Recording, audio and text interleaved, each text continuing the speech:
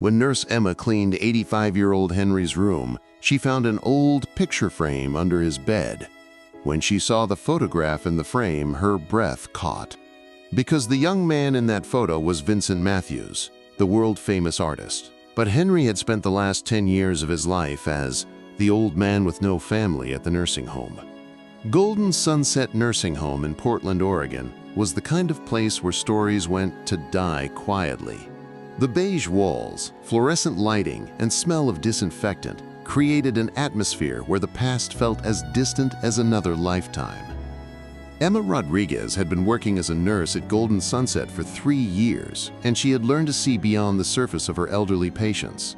While other staff members saw only medical conditions and daily care routines, Emma saw the remnants of full lives: former teachers, veterans, business owners, mothers, fathers, dreamers who had simply grown old. But Henry Williams in room 237 was different. In the 10 years he had lived at Golden Sunset, no one had ever visited him. No family, no friends, no former colleagues.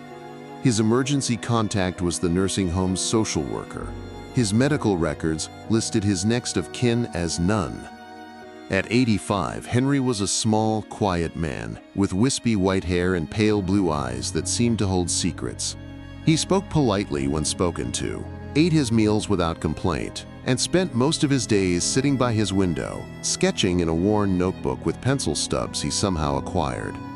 The other residents had given up trying to engage Henry in conversation. He wasn't rude, but he seemed to exist in a bubble of solitude that discouraged casual interaction. The staff respected his privacy, assuming he was simply one of those elderly people who had outlived everyone they had ever cared about. Emma, however, had always been curious about Henry's sketches. Whenever she brought him his medications or helped him with daily tasks, she would glimpse the drawings he was working on: detailed portraits, landscape scenes, and abstract designs that seemed far too sophisticated for casual doodling. "You're very talented, Mr. Williams," Emma had told him once, nodding toward his notebook. Henry had looked up at her with those pale blue eyes and smiled sadly. "Just something to pass the time, my dear." But Emma could see that these weren't just time-passing sketches. Even with cheap pencils and notebook paper, Henry's drawings had a quality that spoke of serious artistic training and natural talent. On a rainy Thursday morning in November, Emma was assigned to do deep cleaning in Henry's room while he was downstairs in the recreation room. Golden Sunset required thorough monthly cleanings of all resident rooms, including moving furniture and cleaning behind and under everything. As Emma moved Henry's bed to vacuum beneath it, she noticed something wedged between the mattress and bed frame, a thin, rectangular object wrapped in an old towel. Thinking it might be something important that Henry had accidentally dropped, Emma carefully extracted the item. It was a picture frame, tarnished silver with an ornate design that suggested it had once been expensive. The glass was cracked in one corner, and the backing was held on with layers of aging tape. Emma turned the frame over and felt her world shift. The photograph showed a young man in his 30s with dark hair and intense eyes, standing next to a large oil painting of a woman in blue. Emma recognized the painting immediately. It was Lady in Blue, one of the most famous portraits in American art, currently housed in the Metropolitan Museum of Art in New York. And the young man in the photograph, holding a painter's palette and standing proudly next to his masterpiece, was unmistakably a younger version of Henry Williams. But that was impossible. Lady in Blue had been painted by Vincent Matthews, one of the most celebrated American artists of the 20th century. Vincent Matthews had died 20 years ago at the height of his fame, leaving behind a legacy of paintings worth millions of dollars. Emma stared at the photograph, her mind racing. The resemblance between the young man in the photo and Henry was undeniable. The same bone structure, the same eyes, even the same way of tilting his head slightly when concentrating. Could Henry Williams actually be Vincent Matthews? Emma slipped the photograph into her pocket and finished cleaning Henry's room, her mind spinning with possibilities. She knew enough about Vincent Matthews to understand the magnitude of what she might have discovered.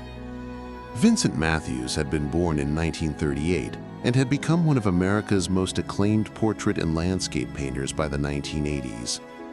His paintings hung in major museums, and his commissions had included portraits of senators, business leaders, and even one American president. But in 2003, at the age of 65, Vincent Matthews had simply vanished. One day he was in his Manhattan studio working on a commissioned piece, and the next day he was gone. His disappearance had made international news. Art collectors, museums, and law enforcement agencies had searched for him, but no trace had ever been found. The official theory was that Matthews had suffered some kind of mental breakdown or medical crisis and had wandered off, possibly dying somewhere alone. After 7 years, he had been declared legally dead, and his estate had been settled. Emma spent her lunch break in the nursing home's small office, using the computer to research everything she could find about Vincent Matthews. The more she read, the more convinced she became that Henry Williams and Vincent Matthews were the same person. The timeline worked. Vincent Matthews had disappeared in 2003, and Henry Williams had been admitted to Golden Sunset in 2013, 10 years later. Henry's medical records indicated he had been brought in by social services after being found living on the streets with no identification and apparent memory issues. But why would a famous artist end up living as a homeless man with no memory of his past? Emma printed out several photographs of Vincent Matthews from different periods of his life and compared them carefully to her mental image of Henry. The facial bone structure was identical, though Henry's face had been aged and weathered by 20 additional years and what appeared to be a hard life. That evening, Emma found herself paying closer attention to Henry during her rounds. She watched the way his hands moved when he was sketching, confident, precise movements that spoke of decades of practice. She noticed how he observed light and shadow, how his eyes tracked the composition of everything around him with an artist's trained perception. "Mr. Williams," Emma said as she brought Henry his evening medications, "I was wondering about your drawings. Have you ever had any formal art training?" Henry looked up from his notebook, and for just a moment, Emma saw something flicker in his eyes. Surprise, perhaps, or fear. "Oh, no," Henry said carefully. "Just something I've always enjoyed doing. Nothing serious." But Emma could see that he was lying. The way he held his pencil, the sophisticated understanding of perspective and proportion in his sketches, the artistic sensibility that showed in every line, these weren't the skills of a casual hobbyist. Over the next few days, Emma found excuses to spend extra time in Henry's room, observing his behavior and trying to understand the mystery she believed she had uncovered. She noticed that Henry never threw away his sketches, but carefully tore them from his notebook and hid them in various places around his room. On Sunday afternoon, when Henry was downstairs visiting with the therapy dog, Emma carefully searched his room and found dozens of drawings hidden in drawers, taped to the inside of his closet, and tucked between the pages of the few books on his shelf. The drawings were extraordinary. Even done with cheap materials, they showed a mastery of technique that took Emma's breath away. Portraits of other nursing home residents that captured not just their physical appearance but their personalities, landscapes that seemed to glow with inner light, abstract compositions that played with form and space in ways that spoke of sophisticated artistic understanding. And in the corner of each drawing, barely visible, was a small signature, VM. Emma felt her heart racing. Vincent Matthews. Henry was signing his real initials on his artwork, even while living under an assumed name. But why? What had happened to cause one of America's most famous artists to disappear completely and end up living as a forgotten old man in a nursing home? Emma knew she needed to approach this situation carefully. If Henry really was Vincent Matthews, there could be important reasons why he was living under a false identity.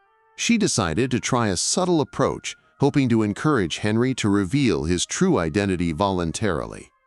The next evening, Emma brought Henry his dinner and sat down for a moment to chat, something she often did with residents who seemed lonely. "Mr. Williams, I've been admiring your artwork," she said. "Your drawings remind me of some famous paintings I've seen in museums. You have a very professional technique." Henry's hand stilled on his pencil, and Emma saw his shoulders tense slightly. "I enjoy visiting art museums when I can," Emma continued casually. "There's this one artist, Vincent Matthews, whose work always amazed me. His portraits were so lifelike they seemed to look right through you." Henry set down his pencil and turned to look at Emma directly. For the first time since she had known him, she saw real emotion in his pale blue eyes. Not just sadness, but a deep, weary recognition. "You know about Vincent Matthews," Henry said quietly. It wasn't a question. Emma nodded. "I know he was a brilliant artist who disappeared 20 years ago. I know his paintings are in museums all over the country.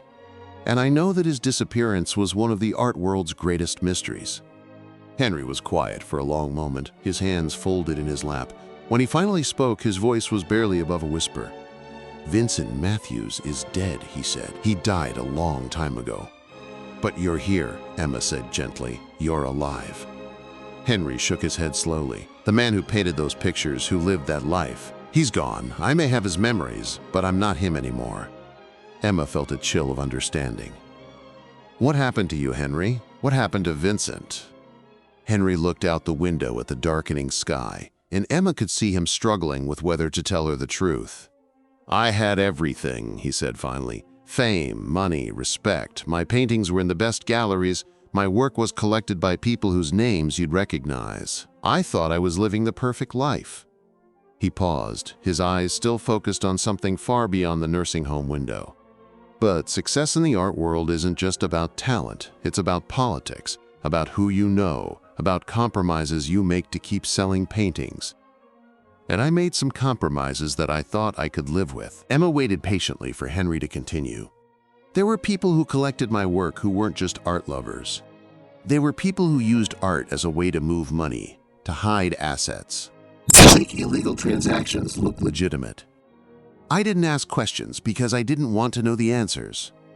Henry's voice grew stronger as he continued, as if telling the story was awakening something that had been sleeping for 20 years. "But in 2003, I found out that some of my paintings were being used as collateral for arms deals. My art, my life's work, was helping fund violence in places I'd never heard of. When I tried to distance myself from those collectors, they made it clear that I knew too much to simply walk away." Emma felt her heart racing. "They threatened you?" Henry nodded. "They told me I could continue painting for them and keep quiet about what I knew, or I could disappear permanently. So I chose a third option. I disappeared voluntarily." "But how did you end up here? How did you become Henry Williams?" Henry smiled sadly. "That part wasn't planned. I had been living on the streets for about 10 years, trying to stay invisible, trying to forget who I used to be. I was using false names, avoiding anywhere that art was displayed or discussed. But living like that, with constant stress and poor nutrition and no real medical care, it took a toll." He touched his temple gently. "I started having memory problems. Not complete amnesia, but confusion about time, about who I was supposed to be. When social services found me in 2013, I was genuinely confused about my identity. It was easier to let them create a new identity for me than to try to explain the truth." Emma was quiet for several minutes, processing everything Henry had told her. Finally, she asked, "Do you miss it, being Vincent Matthews?" Henry picked up his pencil and looked at the simple sketch he had been working on, a portrait of another nursing home resident. "I miss painting," he said simply. "I miss having good brushes and quality paints and canvases big enough to hold my ideas. But I don't miss the fear, and I don't miss knowing that my art was being used for purposes I couldn't stomach." He looked at Emma with clear eyes that seemed more alive than they had in all the time she had known him. "But you found me anyway," he said with a small smile. "After all these years of hiding, a young nurse with observant eyes figured out who I really am." Emma felt a surge of protective instinct. "Your secret is safe with me, Henry. I won't tell anyone if you don't want me to." Henry studied her face for a moment, then nodded. "I believe you. But Emma, I need you to understand something. Vincent Matthews is legally dead. His estate was settled, his paintings were distributed to museums and collectors. Even if I wanted to reclaim that identity, it would be complicated in ways that might put both of us in danger." "But what about your art?" Emma asked. "What about all the paintings you never got to create?" Henry looked down at his notebook, at the simple pencil drawing he had been working on. "I never stopped creating," he said quietly. It just looks different now. Over the following weeks, Emma and Henry developed a friendship that went far beyond the typical nurse-patient relationship. Emma began bringing Henry better art supplies, real sketching pencils, quality paper, and eventually small watercolor sets that he could keep hidden in his room. In return, Henry began teaching Emma about art, how to see light and shadow, how to understand composition, how to capture not just the appearance of something, but its essence. Art isn't about making pretty pictures, Henry explained as Emma attempted her first portrait sketch. It's about communication. Every line you draw should be saying something about what you see or feel or understand about your subject. Emma had never considered herself artistic, but under Henry's guidance, she discovered she had a natural eye for detail and an intuitive understanding of how to translate what she saw onto paper. More importantly, Emma could see that having someone to share his artistic knowledge with was awakening something in Henry that had been dormant for years. His movements became more confident, his eyes brighter, his whole demeanor more engaged with the world around him. "You know," Henry said one evening as they worked on sketches together, "I haven't felt this much like myself in 20 years. Emma looked up from her drawing. "What do you mean?" Being Vincent Matthews wasn't just about fame or money, it was about having a purpose, about feeling like my life had meaning. When I disappeared, I thought I was just giving up the external trappings of success. But I was also giving up the part of myself that felt valuable. Henry gestured toward the sketches they had been working on. Portraits of other nursing home residents, landscapes visible from his window, abstract compositions that played with light and form. These drawings may not hang in museums, but they're real art. And teaching you, watching you discover your own artistic vision, it makes me feel useful again. Emma realized that Henry's influence was changing her too. She had always been a caring nurse, but now she was beginning to see her patients differently. Instead of focusing only on their medical needs, she was noticing their personalities, their histories, the stories written in their faces and gestures. She started sketching other residents during her breaks, and Henry helped her capture not just their physical appearance, but their dignity, their wisdom, their remaining vitality. The drawings became a way for Emma to honor the full humanity of people that society often dismissed as simply old. One afternoon, Dr. Patricia Chen, the nursing home's medical director, noticed Emma sketching during her lunch break. "That's beautiful work, Emma," Dr. Chen said, looking at the portrait Emma was working on. "I didn't know you were an artist." Emma glanced toward Henry's room, unsure how much to reveal. "I've been learning from one of our residents. He's been teaching me about drawing and painting." Dr. Chen studied the sketch more carefully. "This shows real technical skill. Your teacher must have significant artistic training." Emma nodded carefully. "He's very knowledgeable about art." Over the next few days, Dr. Chen made a point of stopping by Henry's room during her rounds, and Emma could see her noticing his drawings and his obvious expertise. "Mr. Williams," Dr. Chen said during one visit, "Emma tells me you've been teaching her to draw. Your artistic knowledge seems quite extensive." Henry looked at Emma, and she could see him making a decision. "I've had some training," Henry said carefully. "Art has always been important to me." Dr. Chen picked up one of Henry's landscape sketches and studied it closely. "This is museum-quality work, Mr. Williams. Have you ever considered that your artistic skills might be valuable to share with other residents? We're always looking for meaningful activities that engage our patients' minds and talents." Emma watched Henry's expression carefully. She could see him weighing the risks of becoming more visible against the possibility of returning to a life that had meaning beyond mere survival. "I suppose I could teach some basic drawing techniques," Henry said slowly, "if anyone would be interested." And so began Henry's transformation from the forgotten man in room 237 to one of Golden Sunset's most beloved residents. Henry's art classes started small. Just 3 residents who met in the recreation room on Tuesday afternoons.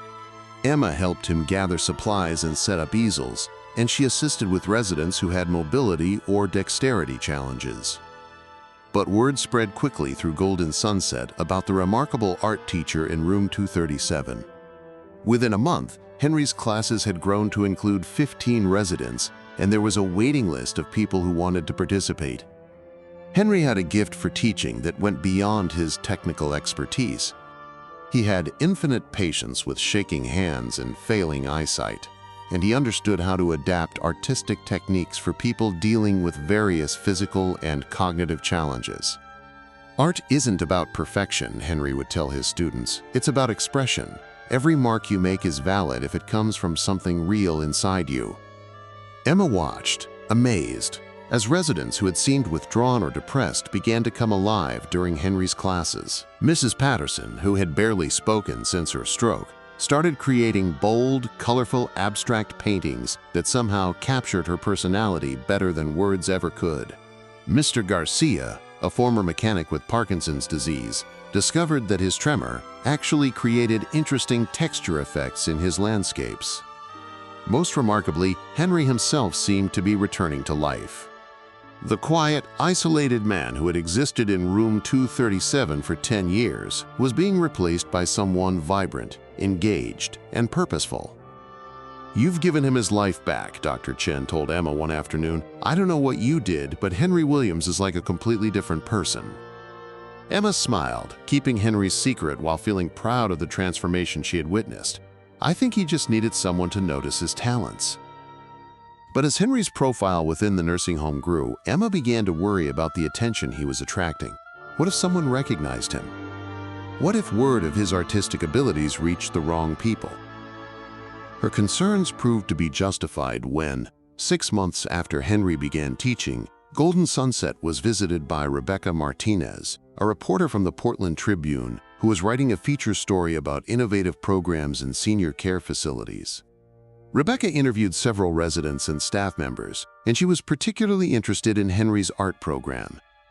She sat in on one of his classes and was visibly impressed by both his teaching abilities and the quality of work his students were producing. "Mr. Williams," Rebecca said after the class, "your expertise is really extraordinary. Have you had professional training as an artist?" Emma saw Henry tense, but his voice remained steady. "I've studied art most of my life. It's always been a passion of mine." Rebecca nodded and made notes. "Would it be possible to photograph some of your work for the article? Our readers would love to see examples of what you're teaching." Henry glanced at Emma, and she could see the fear in his eyes. Photographs of his artwork in a newspaper could potentially reach people who might recognize his distinctive style. "I prefer to keep the focus on my students," Henry said diplomatically. "Their progress is what's really impressive." But Rebecca persisted. "I understand modesty, but art this sophisticated deserves recognition. You're clearly a master craftsman." That evening, Emma found Henry sitting in his room, staring out the window with an expression of deep worry. "What are you thinking?" Emma asked. "I'm thinking that maybe it's time to disappear again," Henry said quietly. "If that reporter publishes photographs of my work, if the article gets picked up by other publications—" "Henry, no," Emma said firmly. "You can't go back to living on the streets. You can't give up the life you've built here." Henry turned to look at her. "Emma, you don't understand the kind of people I was involved with 20 years ago. If they're still alive, if they still have connections, if they realize that Vincent Matthews is alive." Emma sat down next to Henry's bed. "Then maybe it's time to tell the truth. Maybe it's time to let Vincent Matthews come back to life officially." Henry shook his head. "It's not that simple. Vincent Matthews was declared legally dead. His estate was settled. Even if I could prove my identity, reclaiming that life would involve lawyers, courts, media attention, exactly the kind of visibility that could put me in danger." Emma was quiet for a moment, thinking. Then she looked at Henry with determination in her eyes. "What if there was a way to have both? What if you could be recognized for your art without reclaiming the Vincent Matthews identity?" Henry looked puzzled. "What do you mean?" "What if Henry Williams became known as a significant artist in his own right? What if we found a way to share your work with the world without revealing your past?" Emma's plan was ambitious, but simple. Organize an art exhibition featuring Henry's work and the work of his students, positioning it as a celebration of creativity in senior living rather than a showcase for a formerly famous artist. Dr. Chen was enthusiastic about the idea, seeing it as positive publicity for Golden Sunset and validation for their innovative programming. She helped Emma contact local galleries and art organizations to find a venue for the exhibition. The Portland Community Arts Center agreed to host the show, intrigued by the concept of an exhibition featuring artwork created by nursing home residents. They offered their main gallery space for a month-long exhibition titled Art and Aging: Creativity Across Generations. Henry was initially reluctant to participate, still worried about exposure, but Emma convinced him that the focus on senior art and community programming would provide good cover for his identity. Besides, Emma pointed out, your style has evolved over the past 20 years. The work you're creating now is related to Vincent Matthews' art, but it's also distinctly different. You're not the same artist you were before. Henry looked at the paintings and drawings he had created over the past year. Portraits of nursing home residents, landscapes visible from the facility, abstract pieces inspired by his observations of light and shadow in the institutional environment. Emma was right. This work was deeply connected to his current life and experience. It had the technical sophistication of Vincent Matthews' art, but it also had a humility and humanity that spoke to Henry's 20-year journey through loss, anonymity, and rediscovery. "All right," Henry said finally, "but I want to include work from all my students. This isn't just about me." The exhibition opened on a sunny Saturday morning in May, and the response exceeded everyone's expectations. The gallery was crowded with visitors, families of nursing home residents, art students from local colleges, professional artists curious about the intersection of age and creativity. Henry's work was displayed alongside paintings and drawings by his 15 students, and the overall effect was powerful. The exhibition showed not just individual talent, but the vitality and dignity of people that society often overlooks. Emma stood next to Henry as they watched visitors examine the artwork, and she could see his pride in what they had accomplished together. "Thank you," Henry said quietly, "for seeing who I could be instead of accepting who I was." The exhibition received positive reviews in local publications, and several pieces were sold, with proceeds going to support Golden Sunset's arts programming. But most importantly for Henry, the show proved that he could share his artistic gifts with the world without compromising his safety or his carefully constructed new identity. Rebecca Martinez's article about Golden Sunset ran in the Portland Tribune the week after the exhibition opened, featuring photographs of the art show and interviews with Henry's students. Henry himself was mentioned as a remarkably gifted art instructor whose background remains modestly private. The article was picked up by several other publications, and Henry's story, without any reference to Vincent Matthews, became a small inspiration to people interested in senior care innovation and late-life creativity. 6 months later, Henry received an unexpected visitor. Dr. Margaret Foster, curator of American art at the Portland Art Museum, came to Golden Sunset on a Tuesday afternoon and asked to speak with Henry privately. Emma was working her shift when Dr. Foster arrived, and she felt a surge of protective concern. Had someone connected Henry to Vincent Matthews? Was his carefully guarded secret about to be exposed? Dr. Foster was a woman in her 60s, with silver hair and intelligent eyes behind wire-rimmed glasses.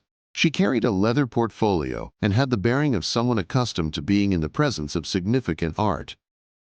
"Mr. Williams," Dr. Foster said when she was seated in Henry's room, "I attended your exhibition at the Community Arts Center, and I was quite impressed by your work." Henry nodded politely. "Thank you. It was a group effort with my students." Dr. Foster opened her portfolio and withdrew several photographs of Henry's paintings from the exhibition. "Your technical skill is extraordinary, and there's something about your style that seems familiar to me. I've been studying American art for 40 years, and I have an excellent visual memory for artistic techniques and approaches." Emma, who was checking on Henry's medications, felt her pulse quicken. Dr. Foster continued, "I'm not here to interrogate you about your background, Mr. Williams, but I am here to make you an offer." Henry looked puzzled. "What kind of offer?" "The Portland Art Museum is planning an exhibition for next year titled Hidden Masters: Rediscovering Forgotten American Artists. We're looking for contemporary work by artists whose talents have been overlooked or underappreciated by the mainstream art world."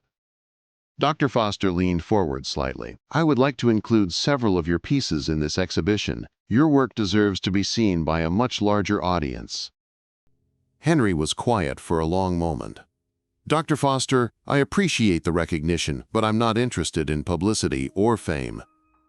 I'm content teaching here and creating art for my own satisfaction." Dr. Foster smiled. "I understand that, and I respect it. But art isn't just about the artist. It's about what the work gives to people who see it. Your paintings have a depth and humanity that could touch thousands of visitors." She pulled out one more photograph from her portfolio, a reproduction of Henry's portrait of Mrs. Patterson, the stroke survivor who had found her voice again through art. "This painting," Dr. Foster said, "captures something essential about dignity and resilience that I rarely see in contemporary art. It deserves to be preserved and shared." Henry looked at the photograph, then at Emma, who nodded encouragingly.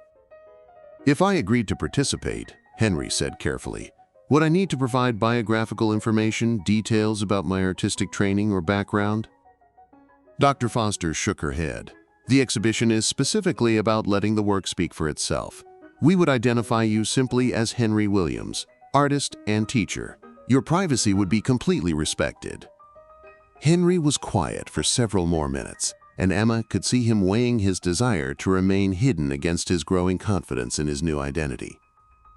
"All right," Henry said finally, "I'll allow you to include my work in your exhibition." 3 years later, Henry Williams had become one of Portland's most respected art teachers and a quiet force in the city's cultural community. His work had been featured in several exhibitions, always under his assumed name, and he had mentored dozens of students both at Golden Sunset and through workshops at local community centers. Emma had completed her nursing degree and been promoted to nursing supervisor at Golden Sunset, but she continued to assist with Henry's art program and had become an accomplished artist in her own right. The two had developed a friendship that transcended their original nurse-patient relationship.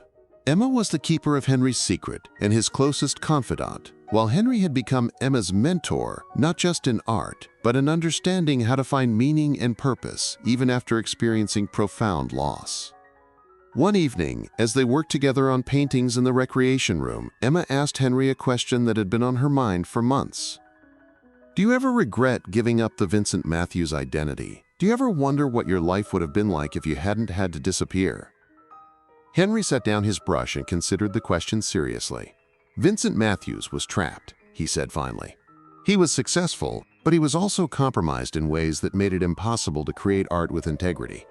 He was famous, but he was also afraid." Henry gestured toward the paintings around them, his own work and pieces created by his students, art that celebrated the dignity and beauty of people that the world often overlooked. "Henry Williams is free," he said. "He can create whatever speaks to his heart. He can teach without worrying about protecting his reputation. He can find meaning in small things instead of chasing grand recognition." Emma nodded, understanding something important about the relationship between identity and authenticity. "Besides," Henry added with a smile, "Vincent Matthews never had a friend like you. He never experienced the joy of watching someone discover their own artistic voice. He never knew what it felt like to create art that served others, instead of serving his own ego."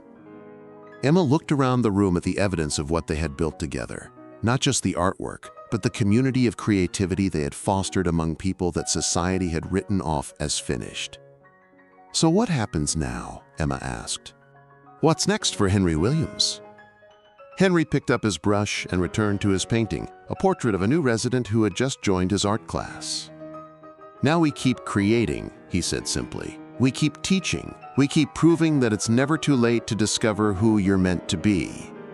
As Emma watched Henry work, she understood that they had accomplished something more significant than exposing or preserving the identity of a famous artist. They had created a new story about the value of human dignity, the power of creativity to heal and transform, and the possibility of finding authentic purpose even after losing everything that once defined you. Vincent Matthews had been a great artist, but Henry Williams was something even more valuable. He was a great human being. And in the end, Emma realized that was the most beautiful discovery of all. As we reach the end of Henry and Emma's remarkable story, I want you to think about the profound truth hidden in this tale. Sometimes the most extraordinary people are hiding in plain sight, dismissed by a world that values youth over wisdom, fame over character, and external success over internal growth. Henry Williams could have revealed his identity as Vincent Matthews at any time. He could have reclaimed his fame, his fortune, his place in art history.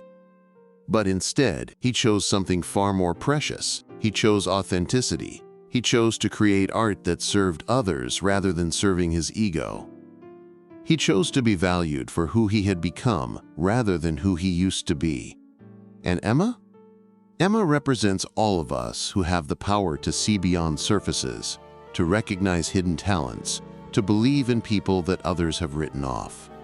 Her curiosity and compassion didn't just change Henry's life, it transformed an entire community. This story teaches us that greatness isn't about recognition or wealth or fame. True greatness is about using your gifts to lift others up, about finding purpose in service, about creating meaning even when no one is watching.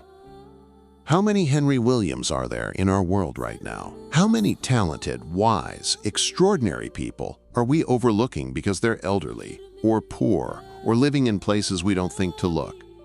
How many potential friendships, mentorships, and life-changing connections are we missing because we make assumptions about people based on their appearance or circumstances? If this story touched your heart, if it reminded you to look beyond surfaces and see the full humanity in everyone you meet, please hit that like button right now. Share this story with someone who works with elderly people, someone who volunteers at nursing homes, someone who needs to be reminded that every person has a story worth discovering. And if you want to hear more stories like this, stories about hidden talents, unexpected friendships, and the beautiful ways that people can find purpose and meaning even after losing everything they thought defined them, make sure you subscribe to our channel and hit that notification bell. Because here's what I know for certain, there's a Henry Williams in your life right now. There's someone older, someone overlooked, someone with incredible gifts and wisdom that they're waiting for the right person to notice and appreciate. Be the Emma in someone's story. Be the person who sees beyond the surface. Be the one who asks questions, who shows interest, who believes in people's potential even when they've forgotten it themselves. Thank you for joining us on this emotional journey. Thank you for believing in the power of human connection and the beauty of discovering that the most extraordinary gifts often come in the most ordinary packages. Until next time, remember, you never know whose life you might change simply by paying attention, by caring enough to look closer, by believing that everyone has something valuable to offer the world. See you in the next story, where hidden treasures are discovered and forgotten dreams come back to life.